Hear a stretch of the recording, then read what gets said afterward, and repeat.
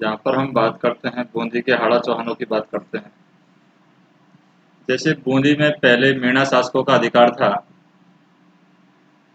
और बूंदा मीणा के नाम पर ही इसका नाम बूंदी पड़ा है। कुंभा के रणकपुर अभिलेख में बूंदी का नाम वृंदावती भी मिलता है। 1241 ईडी में देवा हाड़ा ने जैता मीणा को हरा करके बूंदी पर अधिकार किया था और 1274 में जैत्र सिंह ने कोटा को जीत लेता है और 1354 में वर सिंह ने बूंदी के तारागढ़ किले का निर्माण करवाया था और तारागढ़ का किला भित्ति चित्रों के लिए प्रसिद्ध है। राव सृजन की बात करें 1569 में अकबर की अधीनता स्वीकार कर लेता है और द्वारिका में रणछोड़ जी का मंदिर बनवाता है। हमीरहट का लेखक चंद्रशेखर इसके दरबार में था और सृजन चरित्र है यहाँ पर। नेक्स्ट हम बात करें यहाँ पर शत्रुसाल समोगढ़ उत्तराधिकारी युद्ध औरंगजेब के पुत्रों को लड़ाता है ये।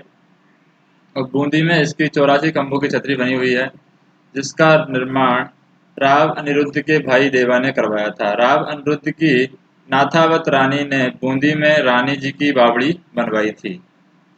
नेक्स्ट हम बात करें बुद्धि सिंह की। इसके शासनकाल में सबसे पहले मराठों का आक्षेप हुआ था। मुगल बादशाह फर्रुखसियर के कहने पर कोटा के राजा भीम सिंह ने बूंदी पर आक्रमण किया था या बूंदी पर अधिकार कर लिया था और बूंदी का नाम फर्रुखाबाद कर दिया था।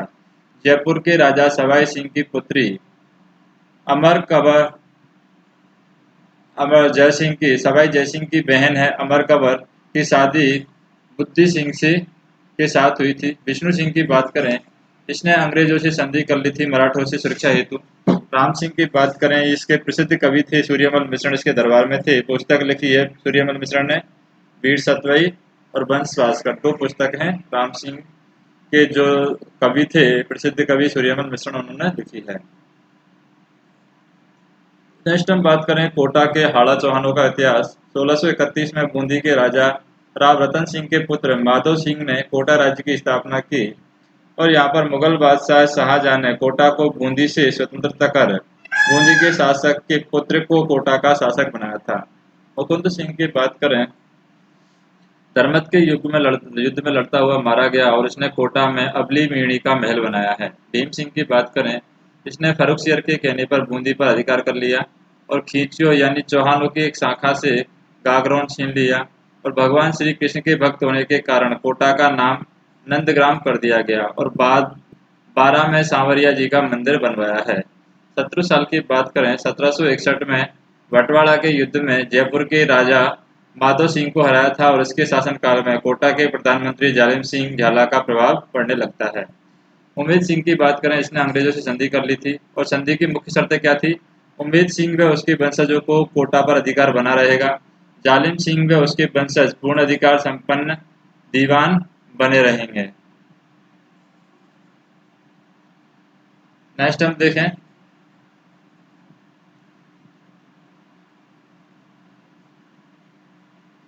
झालावाड़ राज्य का इतिहास की बात करें,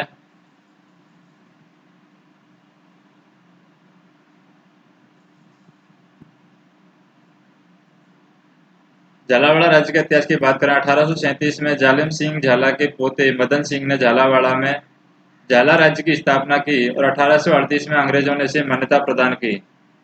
इस प्रकार झालावाड़ राज्य की सबसे अंतिम रियासत थी और इसकी राजधानी झालरा पाटन थी।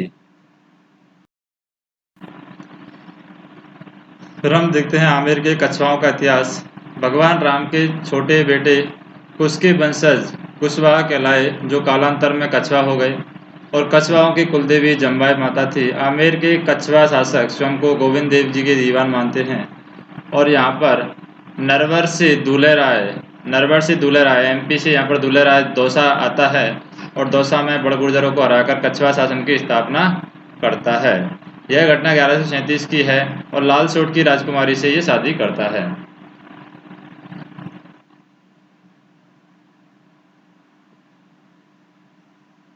कालांतर में रामगढ़ में मीणाओं को हराकर इसे अपनी राजधानी बनाता है। यहाँ अपनी कुलदेवी जम्बाई माता का मंदिर बनवाता है और इसका नाम जम्बा रामगढ़ रख दिया गया है। दूल्हे राय का वास्तविक नाम तेजकर्ण था। कोकिला देव की बात करें, 1207 एडी में मीणा शासकों को आमेर से में हटा करके वहां आमेर पर अधिकार कर लिया और राजधानी जम्बा रामगढ़ से आमेर ले जाता है। पृथ्वीराज की बात करें, पृथ्वीराज खानवा के युद्ध में राणा सांगा की सहायता करता है और पृथ्वीराज के पुत्र का नाम सांगा था जिसने सांगानेर बसाया था, और रानी का नाम बालाबाई जो बीकानेर के राव लूणकरण की पुत्री थी, और इसने अपनी रियासत में 12 कोटड़ी व्यवस्था यानी सामंती व्यवस्था है लागू की। फिर हम बात करते हैं भारमल की। भारमल नारनौल के मुगल फौजदार मजनू खां की सहायता से अकबर से मिलता है और कालांतर में अजमेर दरगाह में जियारत करने जा रहे अकबर से सांगानेर के चगताई खां की मदद से ये मिलता है। जियारत से वापस लौटते समय सामर में अपनी बेटी हरखा बाई की शादी अकबर से कर देता है और अकबर इसे मरियम अजमानी को उपाधि यहाँ पर देता है, मरियम उजमानी। इस प्रकार मुगलों की अधीनता स्वीकार करने वाला और वैवाहिक संबंध बनाने वाला ये आमेर के पहले राजा थे। इसी हरखा बाई से कालांतर में जहांगीर का जन्म होता है जिसे सलीम कहते हैं। इसका बचपन का नाम सलीम सलीम था और अमीर उल उमरा की उपाधि इसके द्वारा सलीम के द्वारा दी गई। भगवंत दास की बात करें हम, भगवंत दास इसे अमीर उल उमरा की उपाधि दी गई है और 5000 का मनसबदार इसको बनाया गया है।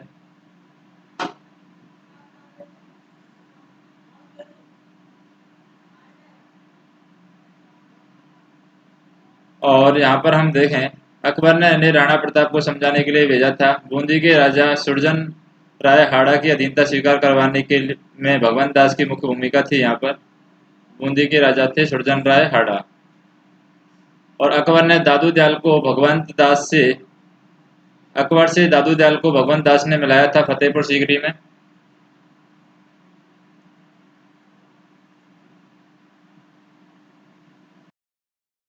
नेक्स्ट हम देखें, सरनाल का युद्ध है, मिर्जा विद्रोह गुजरात में होता है। इसमें वीरता दिखाने पर भगवंत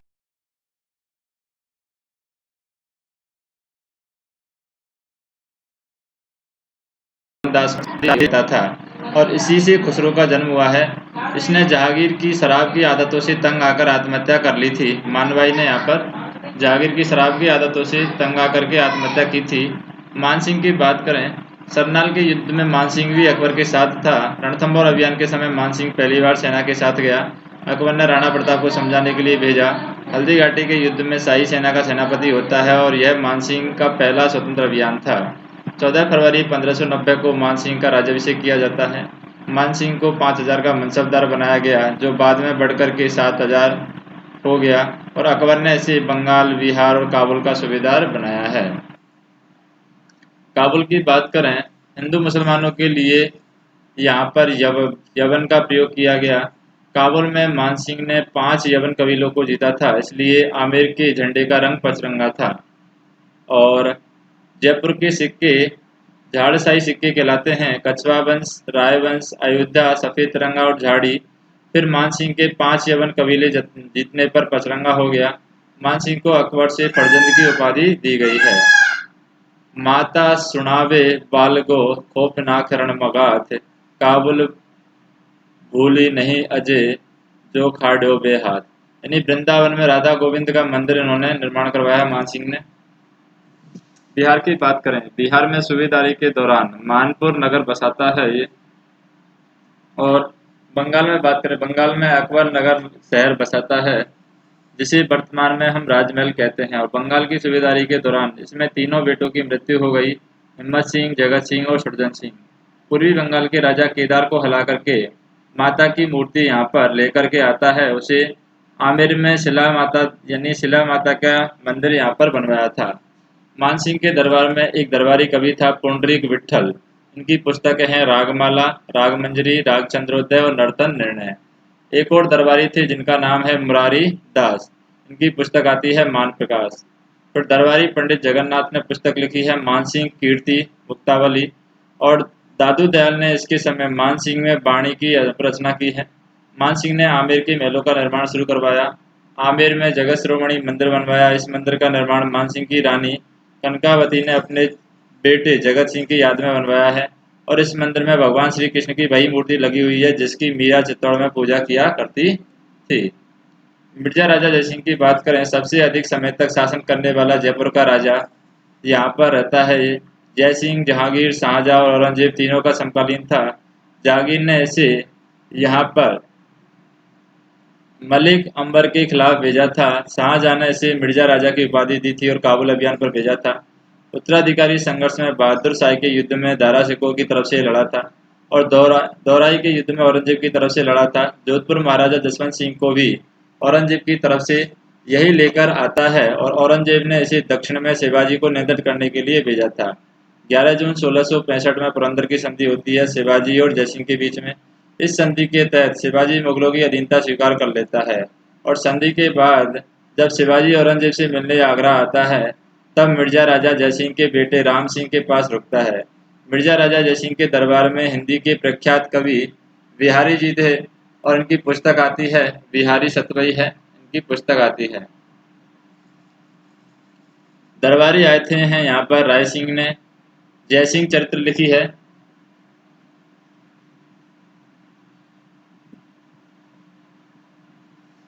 कुलपति मिश्र बिहारी जी के भांजे थे। इन्होंने लगभग 52 ग्रंथों की रचना की है। हमें जयसिंह के दक्षिण अभियानों की जानकारी मिलती है। जयसिंह ने औरंगाबाद के पास जयसिंहपुरा कस्बा बसवाया है और जयपुर में जयगढ़ किले का निर्माण करवाया है। फिर सवाई जयसिंह की बात करें, सर्वाधिक मुगल बादशाहों के साथ रहने वाला है और 7 मुगल बादशाहों के साथ औरंगजेब, बहादुर शाह फर्स्ट, जहादर शाह, फर्रुखसियर और रंगीला मोहम्मद शाह। इस तरीके से सवाई जयसिंह है 7 मुगल बादशाहों के साथ रहने वाला था।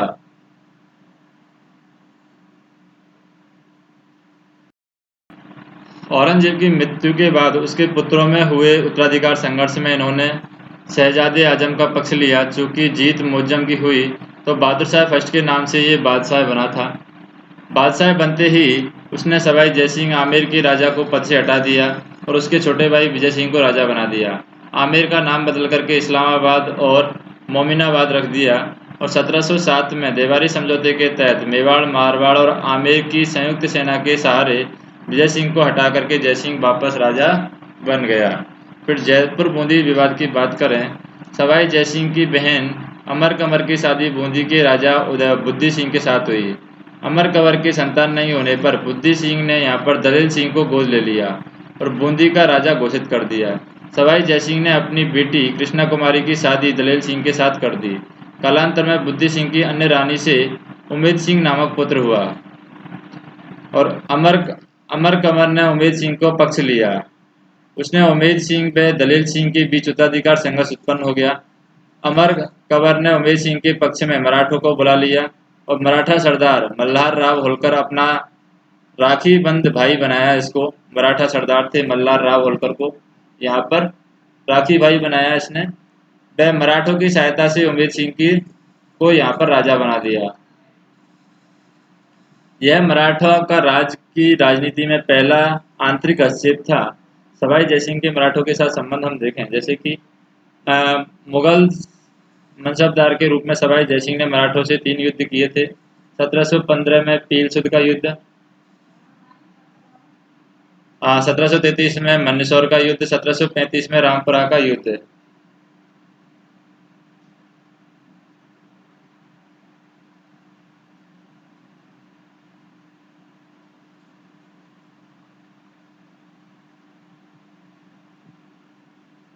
मराठा समस्या के समाधान के लिए 1734 में होरडा सम्मेलन बुलाया जिसका आयोजक सवाई जयसिंह था। पेशवा बालाजी बाजीराव के साथ धौलपुरा समझौता करता है जबकि जयसिंह मालवा का 3 बार सूबेदार हुआ है और गगवाना के युद्ध में बीकानेर के राजा जोरावर सिंह की मदद करता है। बीकानेर और जयपुर की संयुक्त सेना जोधपुर के अभय सिंह को यहाँ पर हराती है और भरतपुर के उत्तराधिकारी संघर्ष में बदन सिंह का साथ देता है, उसे राजा बनाता है। ब्रजराज सिंह की उपाधि देता है और डींग की जागीर देता है। जयसिंह ने अश्वमेध यज्ञ करवाया और इसका पुरोहित पुंडरीक रत्नाकर था। अश्वमेध यज्ञ के घोड़े की दीप सिंह कुंभाणी ने पकड़ लिया और वह अपने 25 आदमियों के साथ लड़ता हुआ मारा गया। जयसिंह ने एक ज्योतिष ग्रंथ लिखा है जयसिंह कारिका और यहाँ पर नक्षत्रों की युद्ध सारणी हुई है, इसे जिज मोहम्मद शाही नाम दिया गया है। इसके एक दरबारी जगन्नाथ थे। यूक्लिड की रेखा गणित से संबंधित पुस्तक का संस्कृत में अनुवाद किया है। अन्य पुस्तक है यहाँ पर सिद्धांत सम्राट, इसका संस्कृत में अनुवाद किया है और सिद्धांत कौस्तुभ है। फ्रेंच पुस्तक लॉगरिथम का केवल राम नाम के विद्वान ने विभाग सारणी नाम से अनुवाद किया है। पुंडरीक रत्नाकर ने जयसिंह कल्पद्रुम नामक ग्रंथ लिखा है और नयन चंद्र मुखर्जी ने एक अरबी ग्रंथ ऊकर का संस्कृत अनुवाद किया है। जयसिंह ने मोहम्मद महई व मोहम्मद शरीफ को विदेशी में पांडुलिपि के संकलन के लिए भेजा है। 18 नवंबर 1727 को जयपुर शहर की स्थापना की। इसका वास्तुकार विद्याधर भट्टाचार्य नामक एक बंगाली ब्राह्मण था और जयपुर का निर्माण वास्तुशास्त्र के आधार पर बनाने के लिए एक पुर्तगाली ज्योतिष जेवियर डी सिल्वा को बुलाया है।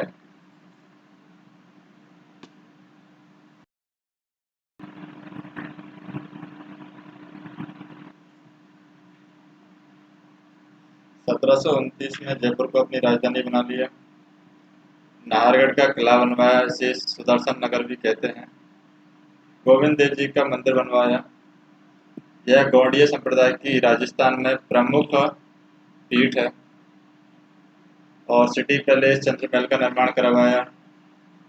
जयगढ़ किले में जयबाण तोप रखवाई और 5 विभिन्न स्थानों पर 5 वेधशालाएं बनवाई हैं उन्होंने। जैसे जयपुर में सबसे बड़ी वेधशाला है, उसके बाद दिल्ली में सबसे पहले निर्मित की गई थी, मथुरा, बनारस, उज्जैन में बनाई गई है।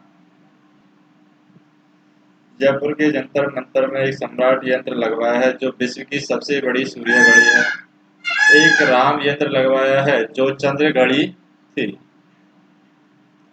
जयप्रकाश यंत्र मौसम की जानकारी हेतु और नाभि वलय यंत्र गुरुत्वाकर्षण के हेतु लगाया गया है। सवाई जयसिंह ने जयमहल का निर्माण करवाया है और अमानी शाह सवाई जयसिंह के आध्यात्मिक गुरु थे।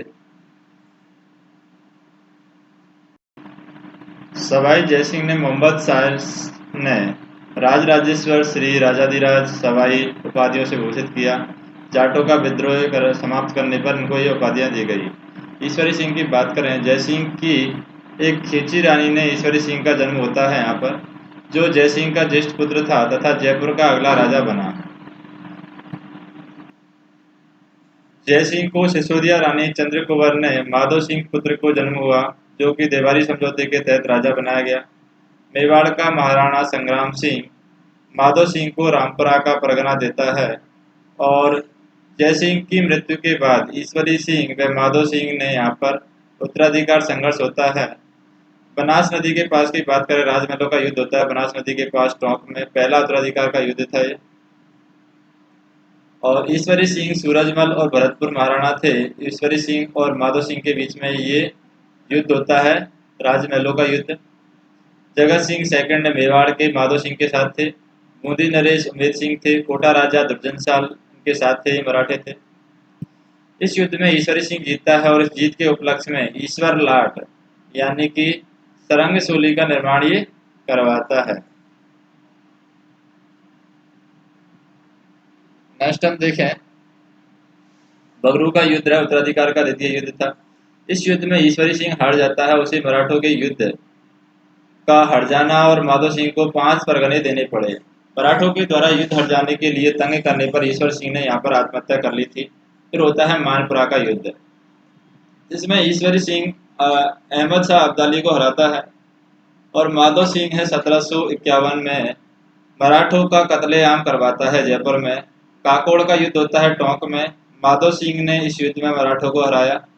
बटवाड़ा का युद्ध होता है कोटा में, माधो सिंह और शत्रुशाल कोटा के थे, इनके बीच में युद्ध होता है।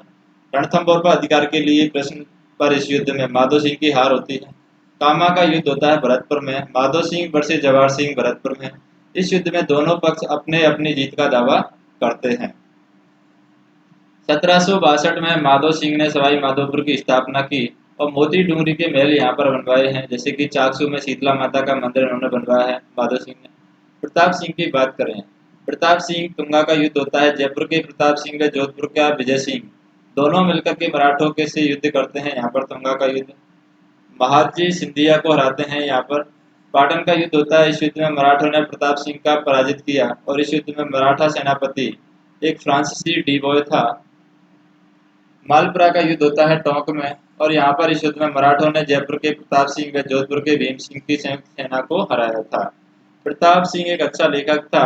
ब्रजनिधि नाम से कविताएं लिखा करता था और प्रताप सिंह ने एक संगीत सम्मेलन बुलाया जिसकी अध्यक्षता देवर्षि ब्रजपाल भट्ट ने की, जिसमें राधा गोविंद संगीत सार ग्रंथ लिखा गया। प्रताप सिंह के संगीत गुरु का नाम चांदखा था और प्रताप सिंह ने इसे बुद्धि प्रकाश नामक उपाधि दी। चांद खां ने यहाँ पर स्वर्ग सागर ग्रंथ की रचना की और प्रताप सिंह के दरबार में 22 विद्वान रहते थे जिन्हें गंधर्व बायसी या प्रताप बायसी कहते हैं। प्रताप सिंह ने विद्वानों के लिए यहाँ पर गुणीजन खाना की स्थापना की है। प्रताप सिंह तमाशा नाट्य शैली की महाराष्ट्र से जयपुर लेकर आए थे और तमाशा के प्रमुख बंशीधर भट्ट थे। प्रताप सिंह ने हवा महल का निर्माण करवाया। यह एक 5 मंजिला इमारत है जो भगवान श्री कृष्ण के मुकुट के समान है। 5 मंजिलों में हम देखें शरद मंदिर, रतन मंदिर, विचित्र मंदिर, प्रकाश मंदिर और हवा मंदिर।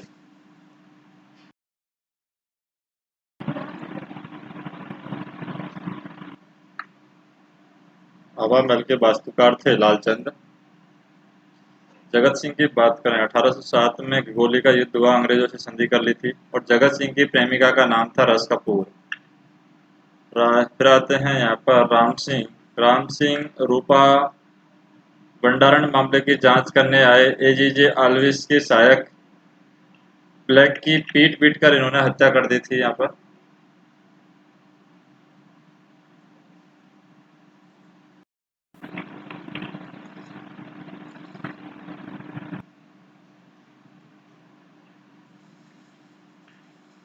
जान लूडलो को राम सिंह का संरक्षक जयपुर का प्रशासक बनाया गया और जान लूडलो ने 1844 में समाधि प्रथा और कन्यावध पर रोक लगा दी थी। 1845 में सती प्रथा पर रोक लगाई।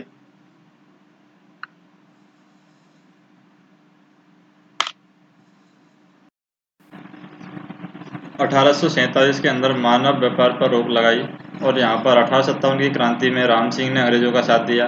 अतः ऐसे अंग्रेजों ने सितारे हिंद की उपाधि दी और कोटपुतली का परगना दिया। यहाँ पर एडवर्ड सेविंथ के जयपुर आगमन पर जयपुर को गुलाबी रंग से रंगा गया। स्टैनले रीड नामक पत्रकार ने एक पुस्तक रॉयल टाउन ऑफ इंडिया में पहली बार जयपुर के लिए पिंक सिटी नाम दिया था। और प्रिंस अल्बर्ट के जयपुर आगमन पर 1876 एडी में अल्बर्ट हॉल की नींव रखी गई। इसका वास्तुकार स्वीडन जेकब था और इसी समय रामनिवास बाग बनवाया गया। कला के विकास के लिए यहाँ पर 1857 में मदरसा ए हुनरी की स्थापना की और 1866 में इसका नाम बदल करके Rajasthan school of art and craft कर दिया गया। राजस्थान में ब्लू पॉटरी की शुरुआत की और यहाँ पर चूड़ामण और कालू कुमार नामक 2 व्यक्तियों को भोला नामक व्यक्ति ने ब्लू पॉटरी के परीक्षण के लिए दिल्ली भेजा और 1866 में क्रांति चंद मुखर्जी ने एक महिला विद्यालय खोला और यह किसी भी रियासत में महिला शिक्षा का पहला कदम था जहां बालिकाओं को सिलाई यहाँ पर सिखाई जाती थी। महाराजा कॉलेज व संस्कृत कॉलेज की स्थापना की। लॉर्ड मेयोज ने जयपुर और व अजमेर की यात्रा की। 1875 में गवर्नर जनरल नॉर्थ ब्रुक ने यहाँ पर जयपुर की यात्रा की। माधो सिंह सेकंड की बात करें हम, इसे बब्बर शेर भी कहते हैं। मदन मोहन मालवीय को बीएचयू के लिए 5 लाख रुपए दिए थे और नाहरगढ़ में अपने 9 दासियों के लिए एक जैसे 9 महल बनवाए थे। 1904 में सबसे पहले डाक टिकट और पोस्ट कार्ड यहाँ पर व्यवस्था लागू की गई जो रियासतों में किया गया पहला प्रयास था माधो सिंह सेकंड के द्वारा। और सिटी पैलेस में मुबारक महल बनवाए। मान सिंह सेकंड की बात करें, आज़ादी के समय जयपुर का शासक था मान सिंह सेकंड। राजस्थान का पहला राज प्रमुख था। मान सिंह सेकंड ने राज प्रमुख के पद पर 1 नवंबर 1956 तक कार्य किया। नेक्स्ट हम देखें अलवर राज्य का इतिहास। यहाँ पर कछवा वंश की नारुका शाखा का शासन था और मिर्जा राजा जयसिंह ने कल्याण सिंह को माछेड़ी की जागीर दी यहाँ पर। और 1774 में बादशाह आलम ने प्रताप सिंह को स्वतंत्र रियासत दी थी। 1775 में प्रताप सिंह ने भरतपुर से अलवर को छीनकर इसे अपनी राजधानी बनाया था। बख्तावर सिंह की बात करें हम, वसवाड़ी या वसड़ी के युद्ध में मराठों के विरुद्ध अंग्रेजों के साथ देते हैं और थोड़े दिनों बाद अंग्रेजों से सहायक संधि कर लेते हैं। वक्तेश और चंद्रमुखी नाम से कविताएं इन्होंने लिखी हैं। विनय सिंह की बात करें हम तो यहाँ पर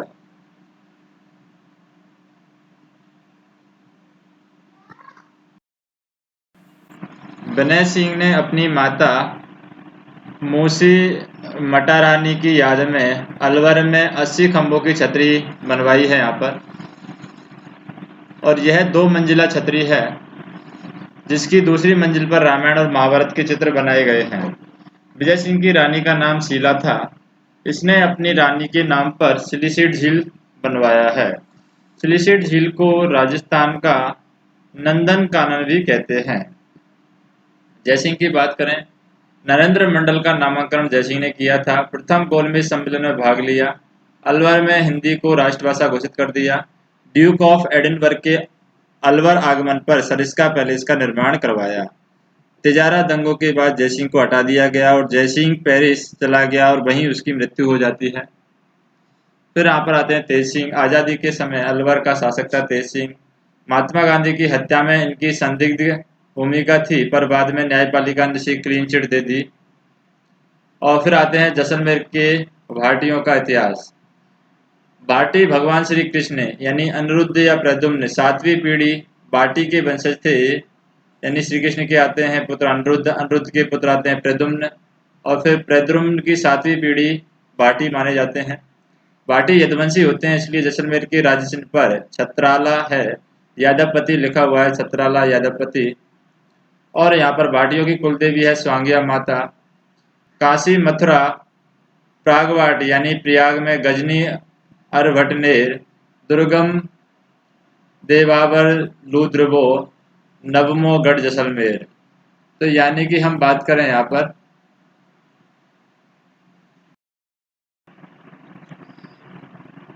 पर हम देखें, जैसे 285 एडी में भट्टी ने भटनेर का किला बनाकर इसे अपनी राजधानी यहाँ पर बनाया था। भट्टी के भाटियों का आदि पुरुष या भाटी राज्य का संस्थापक कहा जाता है। भटनेर के कारण ही भाटियों को उत्तर भड़ किवाड़ या उत्तरी सीमा का प्रहरी कहा जाता है।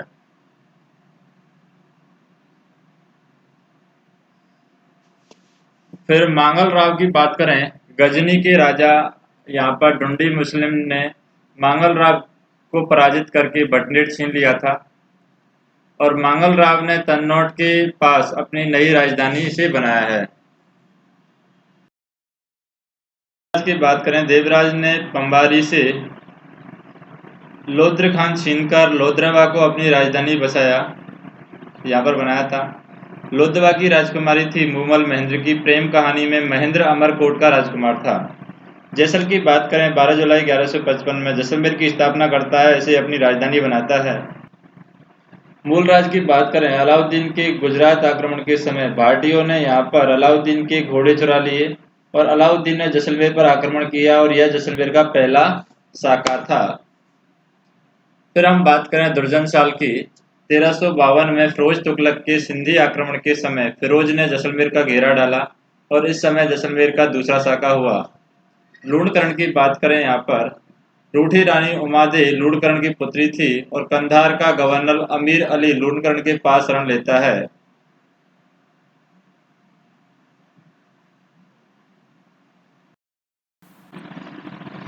कंधार का गवर्नर अमीर अली लूणकरण के पास शरण लेता है। एक दिन उसने अपनी बेगमों से रानियों को मिलवाने की इच्छा जाहिर की।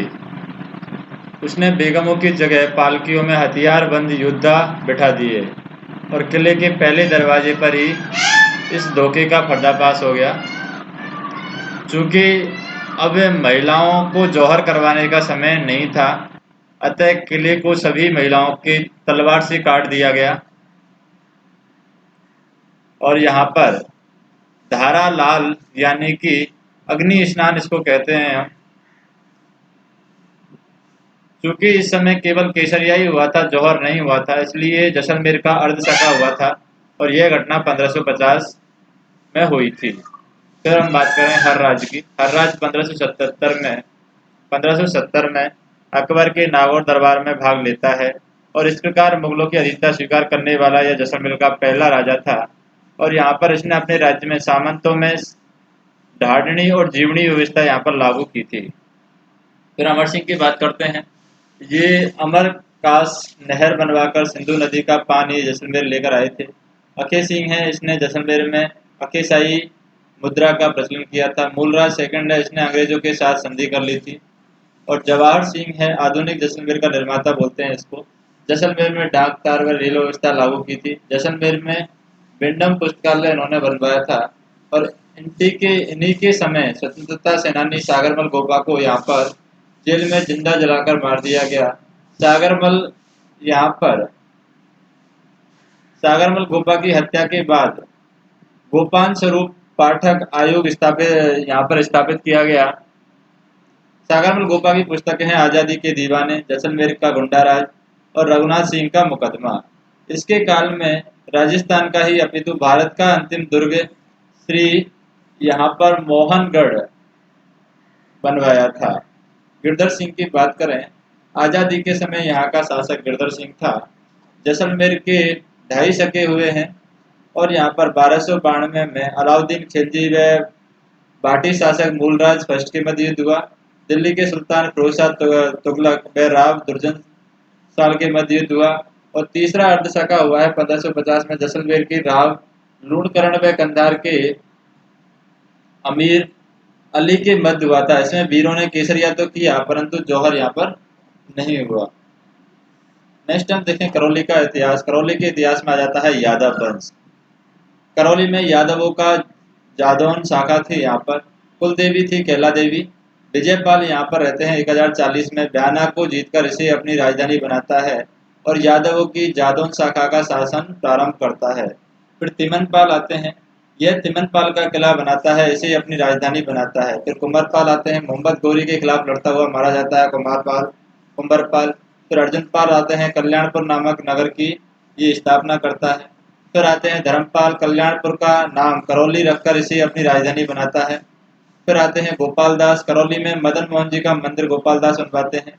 और यह गौड़िया यानी चैतन्य महाप्रभु से गौड़िया संप्रदाय की राजस्थान की दूसरी प्रमुख सीट है। यानी चैतन्य महाप्रभु की राजस्थान में दूसरी सीट क्या है? प्रमुख सीट है, प्रमुख पीठ है। फिर आते हैं हरबख्शपाल, इसने अंग्रेजों के साथ संधि कर ली थी। मदनपाल आते हैं 1857 में क्रांति में कोटा मेहराब की मदद की थी। स्वामी दयानंद सरस्वती सबसे पहले राजस्थान में करौली में मदनपाल जी के नियंत्रण पर आए थे। मदनपाल जी के नियंत्रण में आए थे स्वामी विवेकानंद जी। कब आए थे? 1857 में आए थे। फिर हम बात करें भरतपुर के जाट वंश का इतिहास। 1669 में मथुरा क्षेत्र के आसपास के जाट किसानों ने औरंगजेब के विरुद्ध विद्रोह कर दिया और इस विद्रोह का नेतृत्व गोकुला नामक जाट किसान ने किया। गोकुला को पकड़ करके उसकी हत्या कर दी जाती है। 1687 में सिनसिनी का जमींदार राजा राम विद्रोह कर देता है और सिकंदरा में अकबर के मकबरे को लूट लेता है और अकबर की अस्थियों को निकालकर जला देता है और राजा राम के विद्रोह को भी यहाँ पर दबा दिया जाता है। चूड़ामणि की बात करें, थूण के किले का निर्माण करवाता है और जाट राज्य की स्थापना करता है। क्योंकि ये सिंसनी गांव के थे इसलिए ये सिंसनीवाड़ जाट कहलाए। बदन सिंह की बात करें तो बदन सिंह चूड़ायन की मृत्यु के बाद हुए उत्तराधिकार संघर्ष में बदन सिंह मोहिकम सिंह के विरुद्ध जयपुर के सवाई जयसिंह का समर्थन प्राप्त करता है। सवाई जयसिंह ने इसे भीम की जागीर दी और ब्रजराज की उपाधि दी और पंचर की ध्वजा दी क्योंकि जयपुर का ये झंडा परचम है। जयपुर का झंडा है पचरंगा है। सवाई जयसिंह ने राजा की उपाधि दी और मोहम्मद शाह और सवाई जयसिंह को यहाँ पर राजा की उपाधि दी गई। बदन सिंह ने इसमें से किसी भी उपाधि का प्रयोग नहीं करके अपने नाम के आगे ठाकुर लगाता था। बदन सिंह कभी भी दिल्ली दरबार में नहीं गया। सवाई जयसिंह के साथ बदन सिंह के रिश्ते बेहद अच्छे थे और वह सवाई जयसिंह के पास जयपुर दरबार आता है। इसलिए यहाँ पर आज भी जयपुर में बदन सिंह के नाम से पास बदनपुरा जगह है और बदन सिंह ने डींग और कुमेर के किले बनवाए हैं। सूरजमल की बात करें यहाँ पर, सूरजमल को जाटों का प्लेटो या जाटों का अफलातून कहते हैं, भरतपुर के किले का निर्माण करवाया और अपनी राजधानी बनवाया। पानीपत के तीसरे युद्ध में मराठा सेनापति सदाशिवराव माऊ ने यहाँ पर अनबन होने पर युद्ध में भाग नहीं लिया, पर भागते हुए मराठा सैनिकों को भरतपुर में शरण ये देता है और यहाँ पर राजमहल में बगरू के युद्ध में ईश्वरी सिंह की सहायता करता है। इन दोनों में हरावल अग्रिम पंक्ति में स्थान पर रहकर लड़ता है। इस समय बदन सिंह सूरजमल की सेनापति बनाता है। 1754 में दिल्ली पर आक्रमण करता है और वहां से नूरजहां का झूला उठाकर लाता है और झूलों को डींग के महलों में यहाँ पर स्थापित किया जाता है। फिर डींग में जल महलों का निर्माण करवाया। नजीब खां के खिलाफ लड़ते हुए मारा गया। सूरजमल एक आर्थिक विशेषज्ञ था, उसने भरतपुर की आर्थिक स्थिति को सुधारने का अधिक प्रयास किया। उनकी मृत्यु के समय 1763 में भरतपुर राज्य की आय 175 लाख रुपए सालाना थी और सूरजमल ने भरतपुर के एक नवीन प्रशासकीय व्यवस्था की स्थापना की, जिसमें पद का आधार योग्यता को बनाया गया। भरतपुर में दीवान को मुख्यातर कहते हैं। सूरजमल के दरबारी मंगल सिंह पुरोहित रहे हैं, जिन्होंने सुजान संबत विलास नामक पुस्तक लिखी है। सूरजमल की पत्नी का नाम किशोरी देवी। और जवाहर सिंह की बात करें, 1774 में दिल्ली पर आक्रमण करता है। वह दिल्ली के किले से अष्टधातुओं के बने दरवाजे लेकर आता है, इन्हें भरतपुर के किले में लगवाता है। ये दरवाजे मूल रूप से चित्तौड़ के किले में लगे हुए थे, जिन्हें अकबर चित्तौड़ अभियान के दौरान आगरा ले आया था और फिर औरंगजेब इन्हें आगरा से दिल्ली ले जाता है। जवाहर सिंह इस जीत के उपलक्ष्य में भरतपुर के किले में जवाहरपुरी का निर्माण करवाता है। जवाहर बुर्ज में भरतपुर के राजाओं का राज तिलक किया जाता है। कामा का युद्ध होता है। जवाहर सिंह जयपुर के माधो सिंह के खिलाफ लड़ता है। तो रणजीत सिंह की बात करते हैं। 1803 में दूसरे अंग्रेज मराठा युद्ध के दौरान जसवंत राव होलकर को भरतपुर में शरण देता है और बड़े कड़े प्रयासों के बावजूद यहाँ पर अंग्रेज भरतपुर के किले को जीत नहीं सके, इसलिए भरतपुर के किले को लोहागढ़ कहा जाता है। फिर हम देखें डीडियो गढ़ डींगरो टोपा ताव पड़ंत कोरा खाड़ी नी हुई गोरा डींग गलंत। रणजीत सिंह अंग्रेजों से मैत्री संधि कर लेता है। जसवंत सिंह 1857 की क्रांति के समय यहाँ का शासक जसवंत सिंह सेकंड था।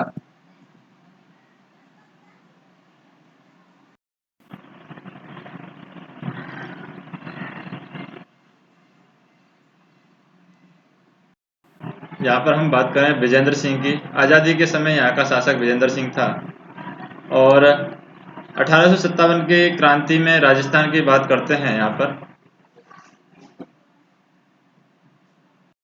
1857 की क्रांति में राजस्थान की बात करें, 1832 में यहाँ पर एजीजे थे, एजेंट टू गवर्नर जनरल, यानी मुख्यालय अजमेर में स्थापित किया गया।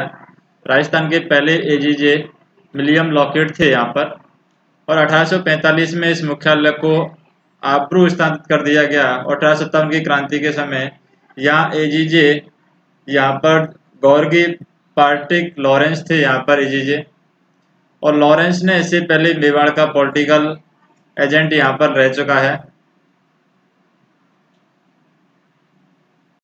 पर बात करें हम यहाँ पर जगह की, जैसे कोटा है, कोटा में पॉलिटिकल एजेंट थे, जैसे पीटन यहाँ पर पॉलिटिकल एजेंट थे।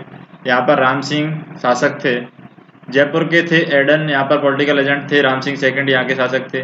जोधपुर के मेकमेसन यहाँ पर पॉलिटिकल एजेंट थे और यहाँ पर जगत सिंह है शासक थे। उदयपुर के यहाँ पर सावर्स यहाँ पर पॉलिटिकल एजेंट थे, स्वरूप सिंह यहाँ के शासक थे।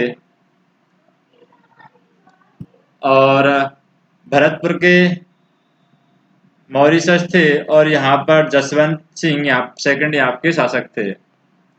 राजस्थान में अंग्रेजों की सैनिक छावनियों की बात करें, जैसे नसीराबाद, अजमेर, नीमच, एरनपुर, देवली, खेरवाड़ और ब्यावर, ये राजस्थान में सैनिक छावनियां हैं जो अंग्रेजों की सैनिक छावनियां थी। नसीराबाद, नीमच, एरनपुर, देवली, खेरवाड़ और ब्यावर। खेरवाड़ है उदयपुर में, ब्यावर है अजमेर में। इन दोनों छावनियों ने 1857 की क्रांति में भाग नहीं लिया था। और इधर हम देखें एरनपुर उस समय जोधपुर रियासत में आता था, नीमच एमपी में था।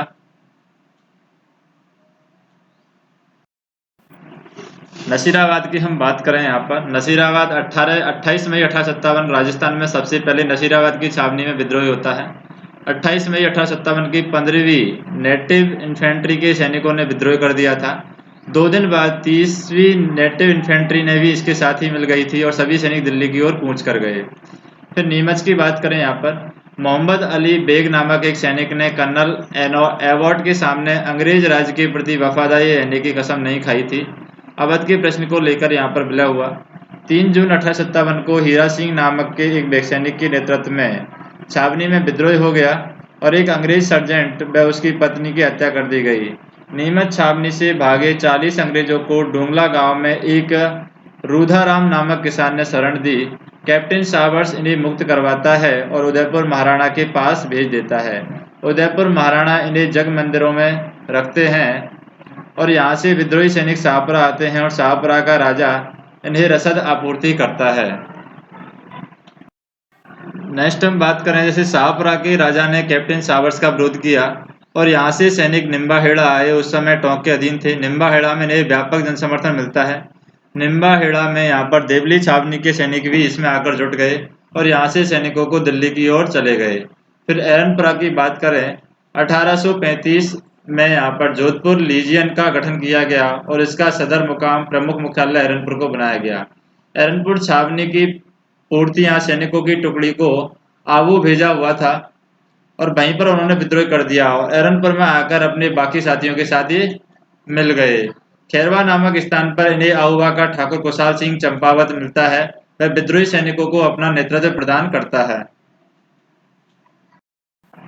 फिर कुशाल सिंह चंपावत की बात करें, कुशाल सिंह चंपावत क्या होता है? बिठौड़ा गांव के उत्तराधिकारी प्रश्न को लेकर कुशाल सिंह ने बिठौड़ा के ठाकुर कान्हाजी की हत्या कर दी और हत्या करने से यह जोधपुर राज्य का विद्रोही हो गया।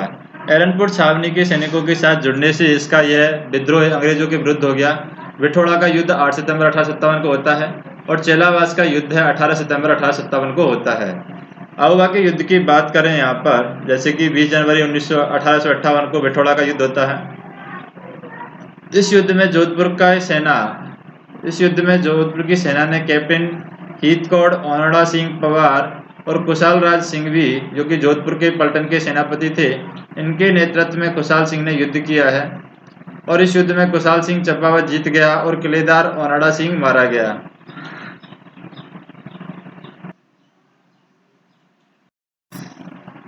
चेलावास के युद्ध की बात करें, इसे काले गुरु का युद्ध भी कहा जाता है। चेलावास के युद्ध को एजीजे जॉर्ज पैट्रिक लॉरेंस व जोधपुर का पॉलिटिकल एजेंट मैक मैसन अंग्रेज सेना का नेतृत्व करते हैं और मैक मैसन के सिर को काटकर आहुआ के किले पर लटका दिया जाता है। आहुआ के युद्ध की हम बात करें, यहाँ पर अंग्रेज सेना का नेतृत्व होम्स व हंसराज जोशी कर रहे थे और जीत की आशा न देखकर कुशाल सिंह आहुआ का मार अपने छोटे भाई पृथ्वी सिंह लांबिया का ठाकुर को सौंपकर मेवाड़ यहाँ पर चला जाता है।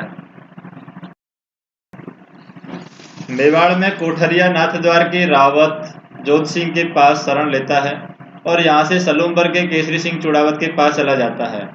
आहुआ में विद्रोही सैनिक हार जाते हैं और अंग्रेज आहुआ के किले में घुसकर अत्याचार करते हैं और आहुआ की इष्ट देवी है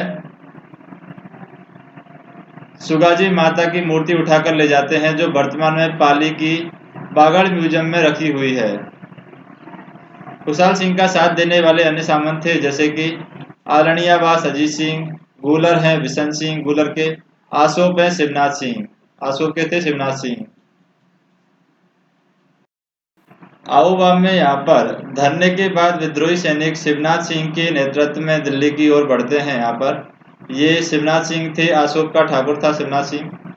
1860 में खुशाल सिंह नीमच में अंग्रेजों के सामने आत्मसमर्पण कर देता है। टेलर कमीशन की जांच के आधार पर खुशाल सिंह को यहाँ पर बरी कर दिया गया और आहुआ की क्रांति व खुशाल सिंह आज भी लोक गीतों में गाए जाते हैं। फिर कोटा में विद्रोह की बात करें, कोटा में वकील जयदयाल व रिसालदार मेहराब खां के नेतृत्व में यहाँ पर क्रांति होती है। कोटा के पॉलिटिकल एजेंट बर्टन व उसके 2 पुत्र फ्रैंक व ऑर्थर की हत्या कर दी गई। बर्टन के सबको पूरे कोटा में घुमाया गया और कोटा मेहराब राम सिंह को नजरबंद कर लिया गया और मथुराधीश मंदिर के महत्व कन्हैया लाल गोस्वामी व कोटा मेहराब के बीच एक समझौता हुआ और मेजर बर्टन की हत्या के लिए स्वयं को जिम्मेदार ठहराने वाले परवाने पर कोटा मेहराब ने हस्ताक्षर किए और जयदयाल को कोटा का प्रशासक नियुक्त कर दिया था। करौली का शासक मदनपाल सेना भेजकर कोटा मेहराब को मुक्त करवाता है। इसमें से काफ़ी दिनों तक जनरल रॉबर्ट्स कोटा को क्रांतिकारियों से मुक्त करवाता है। अंग्रेजों ने मेजर बटन की हत्या के लिए यहाँ पर कोटा मेहराब को निरपराध किंतु उत्तरदायी घोषित किया था। कोटा मेहराब की तोपों की सलामी 15 से घटा करके 11 कर दी जाती है और करौली के मदन पाल को सम्मानित किया गया। वह 17 तोपों की यहाँ पर सलामी दी गई। कोटा का विद्रोह एक जन विद्रोह था। टोंक में विद्रोह की बात करें हम, जैसे कि टोंक का नवाब है, वजीरुद्दौला अंग्रेजों का समर्थक था, परंतु नवाब के मामा मीर आलम ने विद्रोहियों का साथ दिया। नीमच छावनी के सैनिकों का निम्बा हेड़ा में स्वागत किया गया। विद्रोहियों को पीछा करते हुए कर्नल जैक्सन की सेना का ताराचंद पटेल ने यहाँ पर सामना किया। टोंक में महिलाओं ने भी क्रांति में भाग लिया और इस तथ्य की पुष्टि मोहम्मद मुजीब के नाटक आजमाइश से होती है। तात्या टोपे और राजस्थान की बात करें यहाँ पर, तात्या टोपे सबसे पहले मांडलगढ़ भीलवाड़ा आया था और टोंक के नवाब के खिलाफ नासिर मोहम्मद खान ने तात्या टोपे का समर्थन किया। बनास नदी के निकट हुए एक युद्ध में तात्या टोपे हार जाता है। वह हाड़ौती की तरफ चला जाता है और यहाँ पर झालावाड़ा का राजा पृथ्वी सिंह तात्या टोपे के विरुद्ध सेना भेजता है और गोपाल पलटन को छोड़कर बाकी सेना से युद्ध करने से मना कर देता है। और यहाँ पर हम बात करें, पलायदा नामक स्थान पर हुए युद्ध में तात्या टोपे जीत जाता है और पृथ्वी सिंह को यहाँ पर भागना पड़ता है। थोड़े दिनों बाद अंग्रेजों की मदद से ही पृथ्वी सिंह झालावाड़ा पर पुनः अधिकार कर पाता है। पृथ्वी सिंह ने तात्या टोपे को 5 लाख रुपए दे दिए थे और सितंबर 1857 में तात्या टोपे एक बार फिर बांसवाड़ा में आता है और सलूमपुर का रावत केसरी सिंह चुड़ावत तात्या टोपे की मदद करता है। बीकानेर के राजा सरदार सिंह ने तात्या टोपे को 10 घुड़सवारों की सहायता दी और तात्या टोपे को नटवर के जंगलों में मान सिंह नारूका ने गिरफ्तार करवा दिया और अंग्रेजों ने तात्या टोपे को यहाँ पर फांसी दे दी। सीकर के एक सामंत को तात्या टोपे की शरण देने के आरोप में फांसी दी गई। तात्या टोपे जैसलमेर को छोड़कर राजस्थान की बाकी सब रियासतों में गया था। फिर यहाँ पर टूटती कड़ियाँ या जुड़ते तथ्य की बात करें, बीकानेर का महाराजा सरदार सिंह एकमात्र शासक था जो अपनी रियासत से बाहर जाकर लड़ा था और हिसार के बाडलू नामक स्थान पर अंग्रेजों ने सरदार सिंह को टिब्बी परगने के 41 गांव दिए थे। यहाँ पर जयपुर के सवाई राम सिंह ने भी अंग्रेजों का साथ दिया था। अंग्रेजों के विरुद्ध षड्यंत्र करने वालों को यहाँ का गिरफ्तार कर लिया गया। सादुल्ला खां, विलायत खां और उस्मान खां। अंग्रेजों ने राम सिंह को यहाँ पर सितारे हिंद की उपाधि दी व कोटपुतली परगना दिया। अलवर के राजा बने सिंह के खिलाफ वहां के दीवान फैजल खान ने यहाँ पर विद्रोहियों का साथ दिया और धौलपुर के राजा भगवंत सिंह को यहाँ पर विद्रोहियों से मुक्त करवाने के लिए पटियाला से सेना आई थी और भरतपुर के राजा ने यहाँ पर पॉलिटिकल एजेंट मॉरिसन को भरतपुर छोड़ने का सुझाव दिया और यहाँ से गुर्जर व मेव जनता है में विद्रोहियों का साथ हो गई। और बीकानेर के अमरचंद भाटिया 1857 की क्रांति में राजस्थान के पहले ऐसे शहीद थे जिसे फांसी दे दी गई और ये ग्वालियर के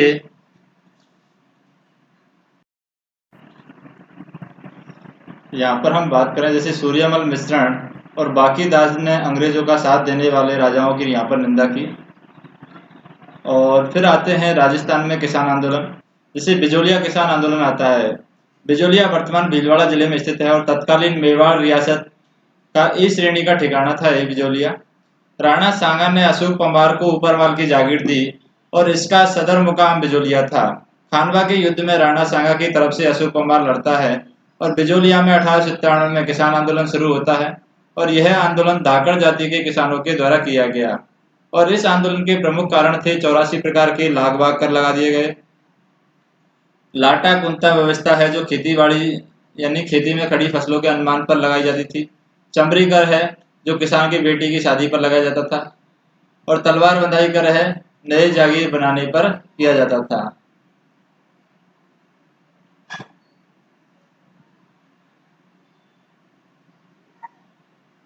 नेक्स्ट हम देखें, यह आंदोलन मुख्यतः 3 चरणों में विभक्त था। फर्स्ट चरण में 1894 से 1914 स्वतः स्फूर्त है। सेकंड चरण में 1914 से 1925 विजय सिंह पथिक आते हैं और थर्ड चरण में 1923 से 1941 जमनालाल बजाज इस आंदोलन में आते हैं। प्रथम चरण की बात करें हम,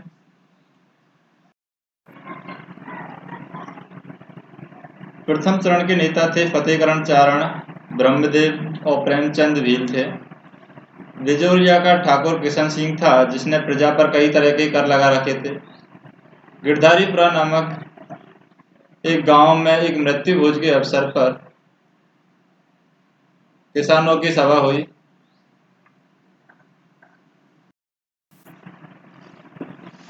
तो यहाँ पर किसानों की सभा होती है। साधु सीताराम दास के कहने पर यहाँ पर नानजी व ठाकरे पटेल को मेवाड़ महाराणा से मिलने भेजा जाता है और ये मेवाड़ महाराणा से मिलने में असफल रहते हैं। रियासत की तरफ से हामिद खां को ठिकाने की जांच करने के लिए भेजा गया था।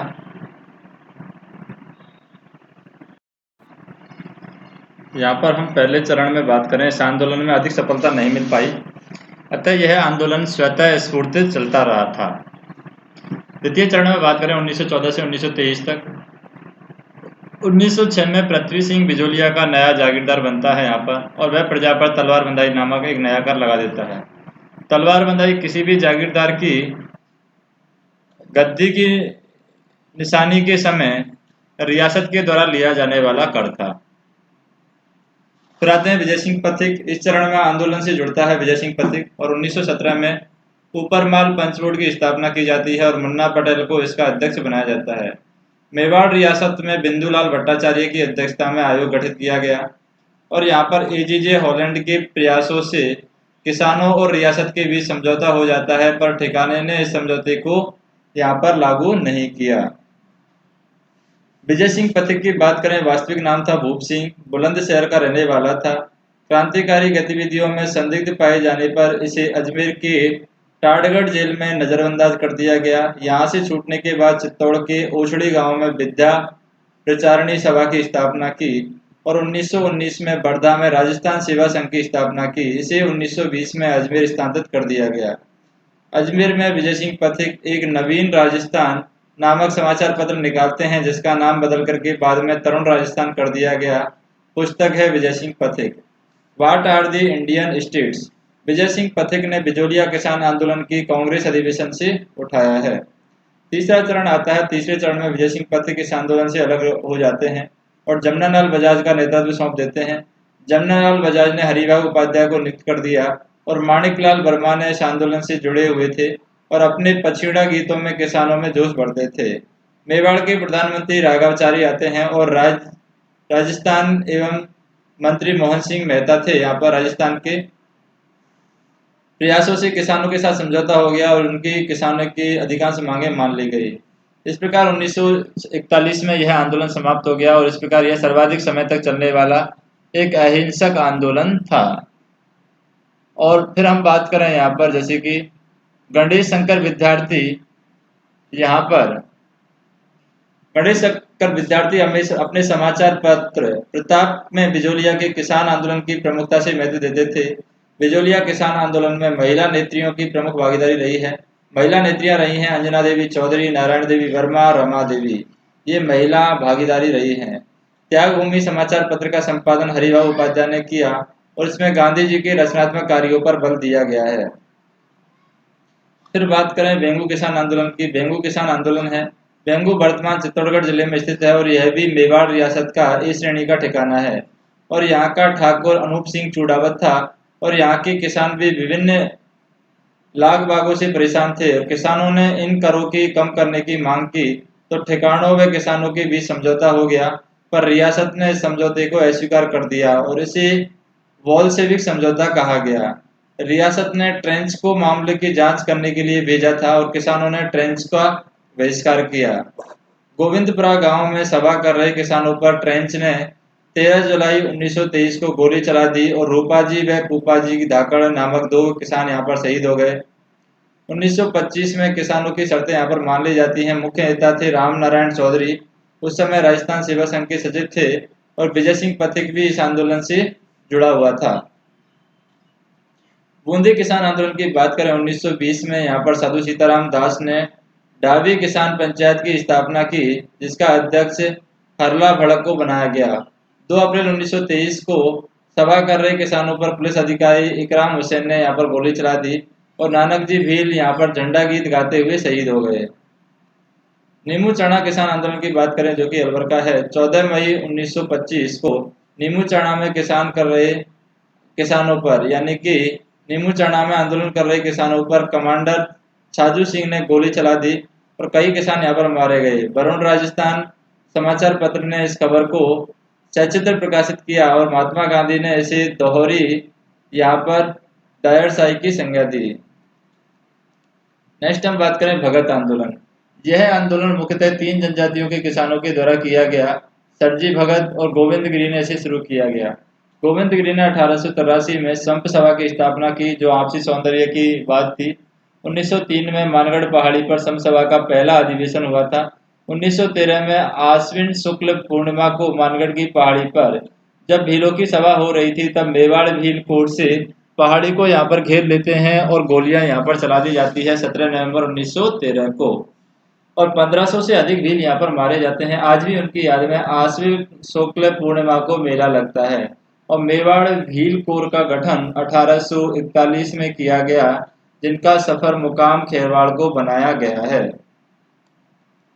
एक ही आंदोलन की बात करें, ये भौमट क्षेत्र के भील जनजाति लोगों के द्वारा किया गया था, इसलिए भौमट भील आंदोलन भी इसको कहते हैं। चित्तौड़गढ़ की मातृकुंडिया नामक स्थान पर वैशाख शुक्ल पूर्णिमा को यह आंदोलन शुरू हुआ था। मातृकुंडिया को राजस्थान का हरिद्वार कहते हैं और इस आंदोलन के मुख्य नेता मोतीलाल तेजावत थे।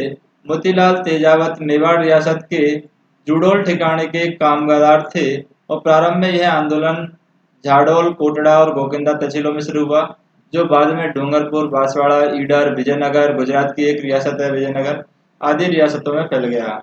मोतीलाल तेजावत ने मेवाड़ महाराणा के समय 21 सूत्री मांग का प्रस्तुत किया जिसे मेवाड़ का पुकार कहा जाता है और यहाँ पर 1922 में नीमड़ा विजयनगर गांव में ही हो रही एक सभा पर पुलिस फायरिंग कर दी गई। इसे दूसरा जलियांवाला बाग हत्याकांड कहते हैं। मोतीलाल तेजावत इस आंदोलन के बाद भूमिगत हो गए पर 1928 में गांधी जी के कहने पर ईडर पुलिस के सामने आत्मसमर्पण कर दिया।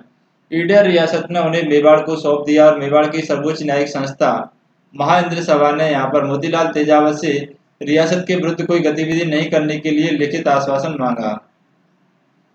गांधी जी के सहायक माणिकलाल कोठारी के हस्तक्षेप से समझौता हुआ। 1936 में मोतीलाल तेजावत को यहाँ पर रिहा कर दिया जाता है। फिर मीणा जाति का आंदोलन आता है। मीणा जाति के आंदोलन में क्या होता है, 1925 में आपराधिक जाति अधिनियम बना करके मीणा जाति को इसके अंतर्गत रखा गया। 1930 में जरायम पेशा कानून के तहत 25 वर्ष से अधिक उम्र के प्रत्येक मीणा स्त्री पुरुष को थाने में हाजिर लगाना अनिवार्य कर दिया गया। 1933 में मीणा क्षेत्रीय महासभा की स्थापना हुई। महासभा के इस कानून को निरस्त करने की मांग की और 1944 में मुनि मगन सागर के नेतृत्व में सीकर के नीमकयाना में एक मीणा सम्मेलन बुलाया गया और मीणा समाज को उनके गौरवशाली अतीत से अवगत कराया गया। मुनि मगन सारंग ने मीन पुराण नामक ग्रंथ लिखा और यहाँ पर 1944 में जयपुर मीणा सुधार समिति की स्थापना बंशीधर शर्मा ने की और आज़ादी के बाद 1952 में जयाराम पेशा कानून को रद्द कर दिया गया और 1946 में जयपुर क्षेत्र के सभी मीणाओं ने स्वेच्छा से चौकीदार पदों से इस्तीफा दे दिया। फिर दयानंद सरस्वती और राजस्थान की बात करें, यहाँ पर 1865 में दयानंद सरस्वती सबसे पहले करौली रियासत में राजकीय अतिथि के रूप में रहे। 1881 में दोबारा राजस्थान आए, तब कभी राजा श्यामल दास के बुलाने पर उदयपुर गए। तब सत्यार्थ प्रकाश का दूसरा भाग उदयपुर के गुलाब बाग में लिखा था। सज्जन सिंह ने यहाँ पर बनवाया था गुलाब बाग। फिर 1883 में उदयपुर में परोपकारिणी सभा की स्थापना की और महाराजा सज्जन सिंह को इसका अध्यक्ष बनाया गया। कालांतर में इसे अजमेर स्थानांतरित कर दिया गया। मेवाड़ में विष्णुलाल पांड्या में आर्य समाज की स्थापना की। राजस्थान में सबसे पहले आर्य समाज की स्थापना अजमेर में हुई। 13 फरवरी 1881 को अजमेर में वैदिक यंत्रालय की स्थापना हुई जिसका कार्य है वैदिक साहित्य का प्रचार प्रसार करना। भरतपुर में भी सभी आर्य समाजों का प्रचार प्रसार हुआ। भरतपुर में आर्य समाजों के मुख्य कार्यकर्ता थे मास्टर आदित्यनाथ और जुगल किशोर चतुर्वेदी। जुगल किशोर चतुर्वेदी मत्स्य संघ के उप प्रधानमंत्री रहे थे। इन्हें राजस्थान का नेहरू भी कहते हैं। अजमेर में आर्य समाज के कार्यकर्ता हम देखें चांदकरण शारदा और हरबिलास शारदा है। जोधपुर के महाराजा जसवंत सिंह सेकंड मैसूर प्रताप की दयानंद सरस्वती के करीबी यहाँ पर थे। ऐसा कहा जाता है कि जसवंत सिंह सेकंड की प्रेमिका नन्ही जान ने दयानंद सरस्वती को जहर दे दिया और जिससे दयानंद सरस्वती को अजमेर में यहाँ पर मृत्यु हो जाती है। प्रजामंडल आंदोलन की बात करें 1927 में अखिल भारतीय देशी राज्य लोक परिषद की स्थापना की गई मुंबई में। विजय सिंह पथिक को उसका उद्घाटन का यानी अध्यक्ष बनाया गया, उपाध्यक्ष बनाया गया। 1928 में राजपूताना देशी राज्य लोक परिषद का गठन किया गया। 1931 में अजमेर में इसका अधिवेशन हुआ और अध्यक्ष रहे रामनारायण चौधरी। और 1938 में कांग्रेस के हरिपुरा अधिवेशन में सुभाष चंद्र बोस अध्यक्ष रहे थे। रियासत में चल रहे आंदोलन को कांग्रेस ने समर्थन किया। जोधपुर में प्रजामंडल आंदोलन की बात करें 1917 में चांदमल सुराणा ने मारवाड़ हितकारिणी सभा की स्थापना की। 1920 में जयनारायण व्यास ने मारवाड़ सेवा संघ की स्थापना की। 1920-21 में मारवाड़ सेवा संघ ने तोल आंदोलन चलाया। एक तोल इक्वल टू 100 शेर और एक तोल इक्वल टू 80 शेर यहाँ पर कर दिया गया। 1929 में जयनारायण व्यास में मारवाड़ राज्य लोक परिषद की स्थापना हुई। 1931 में इसका अधिवेशन पुष्कर में हुआ और इसका अध्यक्ष चांदकरण शारदा ने की थी और इस अधिवेशन में कान्हा कालेश्वर और कस्तूरबा गांधी यहाँ पर आए थे। 1931 में जयनारायण व्यास ने यहाँ पर मेजर यूथ लीग की स्थापना की और 1932 में जोधपुर में स्वाधीनता दिवस मनाया गया और छगन सच चौपासनी वाला ने यहाँ पर तिरंगा झंडा फहराया। 1934 में बंबरलाल सर्राफ ने जोधपुर प्रजामंडल की स्थापना की। जोधपुर रियासत ने जयनारायण व्यास के जोधपुर में घुसने पर पाबंदी लगा दी। 1937 में बीकानेर महाराजा गंगा सिंह ने जोधपुर के प्रधानमंत्री डोनाल्ड फील्ड को पत्र लेकर के जयनारायण व्यास के प्रवेश संबंधी लगी पाबंदी को हटाने की मांग की। भारत छोड़ो आंदोलन के दौरान 19 जून 1942 को जेल में भूख हड़ताल कर रहे बाल मुकुंद बिस्सा की मृत्यु हो गई और बाल मुकुंद बिस्सा ने जोधपुर में जवाहर खादी भंडार की स्थापना की। बाल कृष्ण कोल ने अजमेर में जेलों में कुव्यवस्था के विरुद्ध हड़ताल की थी। भारत छोड़ो आंदोलन के दौरान जयनारायण व्यास सिवाना किले में नजरबंद किया गया। जयनारायण व्यास की पुस्तक है मारवाड़ की व्यवस्था और पीपाबाई की पोल। समाचार पत्र यहाँ पर उन्होंने Akhand Bharat publishing from the Bombay India. आंगी बाण है यहाँ पर राजस्थानी था, ये पॉलिटिकल न्यूज़पेपर है। टीप है इंग्लिश पेपर था। ये यहाँ पर पुस्तकें जयनारायण व्यास ने लिखी, समाचार पत्र लिखे हैं। फिर डाबड़ा कांड की बात करें। डाबड़ा कांड डीडवाना परगने के डाबड़ा गांव में एक किसान मोतीलाल की घर पर सभा हो रही थी। पुलिस ने फायरिंग कर दी, 12 लोग मारे गए। मथुरा दास माथुर घायल हो गए। यहाँ पर बीकानेर के प्रजामंडल की बात करें कन्हैयालाल ब्रंद और स्वामी गोपाल दास ने 1913 में चूरू में सर्वहितकारिणी सभा की स्थापना की। कन्हैयालाल ढूंढ ने कन्या विद्यालय व कबीर पाठशाला दलित शिक्षा खोली। 1930 में चूरू के धर्म स्तूप पर तिरंगा फहरा दिया। महाराजा बीकानेर महाराजा थे गंगा सिंह ने जब गोलमेज सम्मेलन में भाग लेने के लिए लंदन गए तो चंदमल बहड़ ने व स्वामी गोपीनाथ ने बीकानेर दिग्दर्शन नामक पत्रिकाएं बंटवाई और इन पर 1932 में बीकानेर षड्यंत्र केस चलाया गया। 1935 में वैद माघाराम ने कलकत्ता में बीकानेर प्रजामंडल की स्थापना की। 1942 में रघुवर दयाल गोपाल ने बीकानेर यहाँ पर राज्य में लोक परिषद की स्थापना की और 26 अक्टूबर 1944 को बीकानेर दमन विरोधी दिवस मनाया गया और 1 जुलाई 1948 को राय सिंह सागर नागर ने जुलूस निकाल रहे प्रजामंडल के कार्यकर्ताओं पर फायरिंग कर दी और वीरबल सिंह नामक एक युवक यहाँ पर मारा गया। इसी वीरबल सिंह के नाम पर इंदिरा गांधी नहर को जैसलमेर शाखा को वीरबल शाखा यहाँ पर नाम दिया गया है। बीकानेर प्रजामंडल के तहत दुधवा खारा आंदोलन यहाँ पर चलाया गया। फिर मेवाड़ प्रजामंडल की बात करें। मेवाड़ प्रजामंडल 1938 में स्थापना हुई। बलवंत सिंह मेहता इसके अध्यक्ष रहते हैं। भूरेलाल ब्याह उपाध्यक्ष से यहाँ पर साड़ा किले में नजरबंद किया गया। माणिकलाल वर्मा महामंत्री रहते हैं। मेवाड़ प्रजामंडल की गतिविधियों पर रियासत ने पाबंदी लगा दी, अतः माणिकलाल वर्मा ने अजमेर से इसका संचालन किया। मेवाड़ का वर्तमान शासक नामक पुस्तक माणिकलाल वर्मा ने लिखी। 1941 में मेवाड़ प्रजामंडल का पहला अधिवेशन उदयपुर में हुआ और माणिकलाल वर्मा इसके अध्यक्ष थे। जेपी कृपलानी ने विजय लक्ष्मी पंडित इसके भाग लेने के लिए यहाँ पर यूएनओ की महासभा की पहली महिला अध्यक्ष थी विजय लक्ष्मी पंडित। और यहाँ पर 1946 में अखिल भारतीय देशी राज्य लोक परिषद का अधिवेशन उदयपुर में हुआ। जवाहरलाल नेहरू व शेख अब्दुल्ला इसमें भाग लेने के लिए उदयपुर आए। भारत छोड़ो आंदोलन में माणिकलाल वर्मा की पत्नी नारायणी देवी वर्मा ने अपने 6 महीने के पुत्र दीनबंधु को साथ लेकर जेल गई थी। प्यारेलाल बिश्नोई की पत्नी भगवती बिश्नोई भी जेल गई थी। भीलवाड़ा भी मेवाड़ राज्य प्रजामंडल की गतिविधियों के प्रमुख केंद्र था। भीलवाड़ा के रमेश चंद्र व्यास मेवाड़ प्रजामंडल के पहले सत्याग्रही थे और नाथद्वार भी मेवाड़ प्रजामंडल का अन्य केंद्र था। नेक्स्ट हम देखें यहाँ पर जयपुर प्रजामंडल। 1931 में करमचंद पाटनी ने इसकी स्थापना की और 1938 में जमनालाल बजाल ने इसका पुनर्गठन किया और चिरंजी लाल शर्मा ने इसका अध्यक्ष बनाया गया राजा मानसिंह के द्वारा।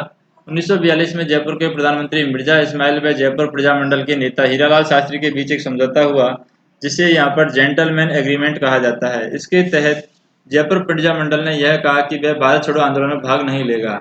मिर्जा इस्माइल आधुनिक जयपुर के निर्माता माने जाते हैं। जयपुर प्रजामंडल के असंतुष्ट कार्यकर्ताओं ने बाबा हरीश चंद्र के नेतृत्व में एक आजाद मोर्चे का गठन किया और इस आजाद मोर्चे ने भारत छोड़ो आंदोलन में भाग लिया। आजाद मोर्चों के नेता थे रामकरण शर्मा, दौलतमल भंडारी और गुलाबचंद कासलीवाल। गुलाबचंद कासलीवाल के घर को यहाँ पर कार्यालय बनाया गया।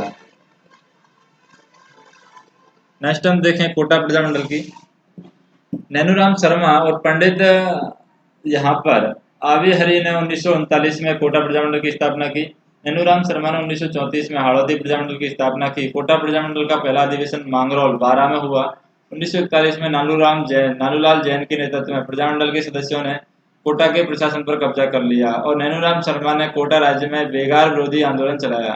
फिर बूंदी प्रजामंडल की बात करें, ये ऋषिदत्त मेहता व कांतिलाल ने यहाँ पर बूंदी प्रजामंडल की स्थापना की और ऋषिदत्त मेहता ने बूंदी राज्य लोक परिषद की स्थापना की थी। और ऋषिदत्त मेहता ने 1923 में ब्यावर से राजस्थान नामक साप्ताहिक पत्रिका का पत्र लिखा है। जैसलमेर प्रजामंडल की बात करें, जैसलमेर प्रजामंडल की स्थापना मीठालाल व्यास ने जोधपुर में की थी और प्रजामंडल के सदस्य सागरमल गोपा को जेल से जला करके हत्या कर दी जाती है। अलवर प्रजामंडल की बात करें, इसकी स्थापना हरि नारायण शर्मा ने की थी और इसके पहले अधिवेशन के अध्यक्ष थे भवानी शंकर शर्मा थे। अलवर प्रजामंडल ने भी भारत छोड़ो आंदोलन में भाग नहीं लिया और हरि नारायण शर्मा ने वाल्मीकि संघ, आदिवासी संघ और अस्पृश्यता निवारण संघ स्थापित किए। धौलपुर प्रजामंडल की बात करें, स्थापना यहाँ पर कृष्णदत्त पालीवाल ने की थी और धौलपुर प्रजामंडल में अप्रैल 1949 में प्रजामंडल के सदस्यों पर फायरिंग की गई और छत्तर सिंह व पंचम सिंह शहीद हो गए और यहाँ पर गांव में अपना अधिवेशन यहाँ पर मनाते समय ये शहीद हो गए। डूंगरपुर प्रजामंडल की बात करें, 26 जनवरी 1944 को डूंगरपुर प्रजामंडल की स्थापना होती है। यहाँ पर मोतीलाल पांड्या और हरिदेव जोशी ने की थी और यहाँ पर रास्तापाल कांडा 19 जून 1947 को होते हैं। सेवा संघ द्वारा स्थापित स्कूल को बंद करवाने यहाँ पर गए रियासत के सैनिकों ने एक शिक्षक नाना भाई की हत्या कर दी। वह दूसरे शिक्षक शोभा बाई को गाड़ी के पीछे बांधकर घसीट रहे थे। तब एक कालीबाई नामक एक वीर बालिका ने उसके हथिये से रस्सियां काट दी यहाँ पर और वह खुद पुलिस की गोलियों का शिकार यहाँ पर हो गई। डूंगरपुर में यहाँ पर हम बात करें गैप सागर की। डूंगरपुर में गैप सागर तालाब के पास कालीबाई की प्रतिमा लगी हुई है और यहाँ पर राजस्थान सरकार बालिका शिक्षा के क्षेत्र में कालीबाई के नाम से पुरस्कार देती है। पूनावाड़ा कांड की बात करें, भोगीलाल पांड्या हरिजन सेवा समिति के अध्यक्ष थे। ये हरिजन सेवा समिति से जुड़े हुए थे 1988 में। इस प्रजामंडल में रियासती अन्यायपूर्ण नीतियों के विरुद्ध जनजागृति हेतु प्रयाग सभाओं का आयोजन हुआ था और अप्रैल 1946 में पहला अधिवेशन डूंगरपुर में, इसमें बाहर के राज्यों ने हीरालाल शास्त्री, मोहनलाल सुखाड़िया, युगल किशोर चतुर्वेदी आदि नेताओं ने यहाँ पर भाग लिया। बांसवाड़ा प्रजामंडल की बात करें, भूपेंद्र नाथ त्रिवेदी ने स्थापना की थी। भूपेंद्र नाथ त्रिवेदी मुंबई में संग्राम नामक समाचार पत्र निकालते थे और इस प्रजामंडल में एक महिला मंडल का गठन विजया बहिन यहाँ पर भावसार ने किया था। छापरा प्रजामंडल की बात करें, स्थापना यहाँ पर थे लादूराम व्यास व रमेश चंद्र ओझा थे। छापरा पहली रियासत थी जिसने पूर्ण उत्तरदायी शासन की स्थापना की थी गोकुल चंद असावा के नेतृत्व में। छापरा के राजा सुदर्शन देव ने प्रजामंडल की अपना समर्थन दिया। फिर हम बात करें झालावाड़ा प्रजामंडल की। 25 नवंबर 1946 को झालावाड़ा प्रजामंडल है, इसकी स्थापना मांगीलाल भव्य ने की और झालावाड़ा में स्वयं राजराणा हरिश्चंद्र के नेतृत्व में यहाँ पर पूर्ण उत्तरदायी शासन की स्थापना की गई और झालावाड़ा के राजराणा राजेंद्र सिंह ने यहाँ पर दलित उद्धार के कार्य किए थे। भरतपुर प्रजामंडल की बात करें, स्थापना जुगल किशोर चतुर्वेदी ने रेवाड़ी में इसकी स्थापना की और इसके अध्यक्ष थे गोपीलाल यादव। जुगल किशोर चतुर्वेदी के घर पर भरतपुर राज्य प्रजामंडल की स्थापना हुई। सिरोही प्रजामंडल 22 जनवरी 1939, स्थापना गोकुल भाई भट्ट ने की थी। प्रतापगढ़ प्रजामंडल की बात करें, इसका स्थान है ढक्कर बाबा अमृतालाल दायक ने की थी। और करौली प्रजामंडल की बात करें, स्थापना त्रिलोकचंद बाथुर ने की, राज्य सेवक संघ के अध्यक्ष थे। और किशनगढ़ प्रजामंडल की बात करें, इसकी स्थापना है यहाँ पर किसने की, कांतिलाल चौथानी व जमाल शाह ने इसकी अध्यक्षता की थी। फिर हम बात करेंगे नेक्स्ट वीडियो में राजस्थान के एकीकरण की।